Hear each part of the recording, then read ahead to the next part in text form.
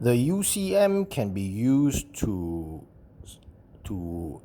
save the configuration from the comfort on the ESquared at U2 on the UCM, and it can be used to transfer it back to the comfort so you can restore the configuration if anything goes wrong, including the user codes.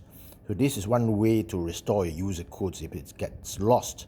So to start off, these are the upload and the download buttons.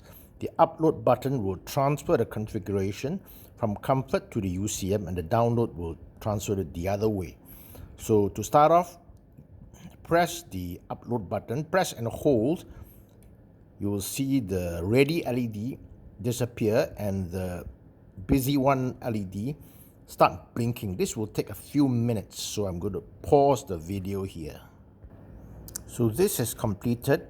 As you can see, the ready LED is on, the busy is off. So now to do the other way, when I press the download button, it will transfer the configuration from the U2 ESquared back to the comfort main board.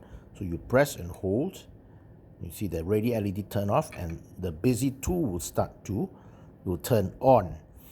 If the U2 ESquared is blank, that means nothing is saved there, you will see the error LED turn on. All right, so this again takes a few minutes. And at the end, the ready LED will turn on. So I'll pause the video again.